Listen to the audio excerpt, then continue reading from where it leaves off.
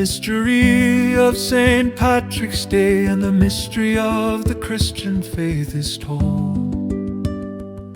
In this Irish ballad, St. Patrick was born in Roman Britain, and his father and grandfather were ordained spiritual servants in the Christian church. Patrick grew up in a Christian household, and there were in him planted seeds of faith for him to grow.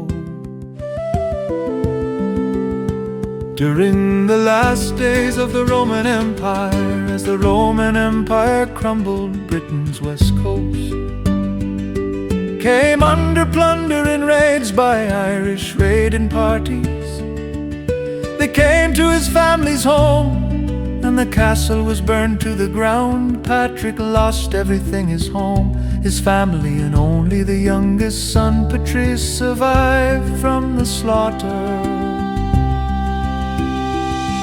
St. Patrick, the voice of the Irish, also known as the Patron Saint, journeyed far and wide with every stride, baptizing and giving confirmation, pronouncing, "Be filled with the gift of the Holy Spirit," saying, "Peace be with you and your spirit."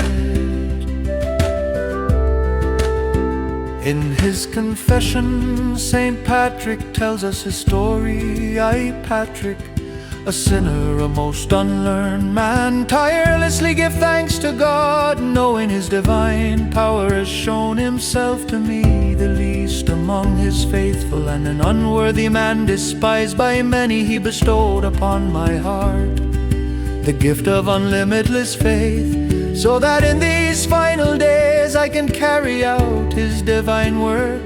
And even though I have not led the life of perfection, I am not ashamed in his sight. I give unceasing thanks to him, for he has been lenient with me, a careless fool, and he has lifted me up beyond all measure, even though I was unworthy and the least of all his servants. Patrick was an instrument of God and an ambassador of Christ. His story continues. When I was nearly 16 years old, I was carried away into captivity and slavery in Ireland with thousands of others. It was what we deserved, because we had turned away from God. Even though I didn't know the true God, he pitied my youth and ignorance, and took compassion upon me in my humiliation.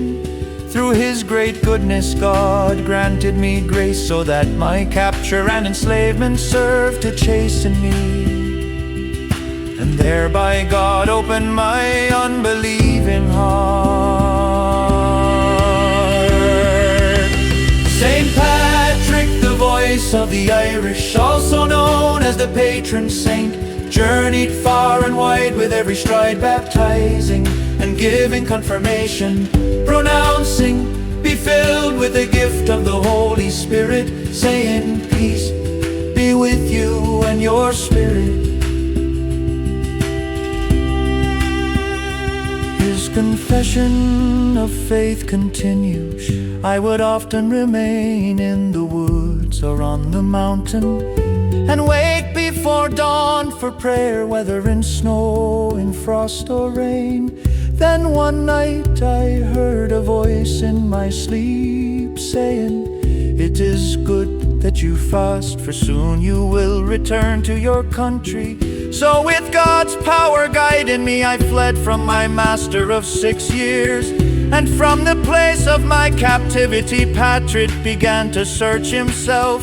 He was trying to find some meaning out of his life, and that's when he went to the heart of things. He found the God of hope and received God's love in a letter headed, "The Voice of the Irish," asking him to walk once more among the Irish. He became deeply moved. He was a humble-minded man, and he always gave thanks to his Maker. He took the call for his mission and lived in constant danger of martyrdom. Saint Patrick walked with great zeal in his faith on his missionary journey back to Ireland. St. Patrick's Day is a holiday honoring St. Patrick, the patron saint of Ireland. St. Patrick was a 5th century missionary and is credited with bringing Christianity to Ireland before the end of the 7th century. Patrick had become a legendary figure, and the legends have continued to grow.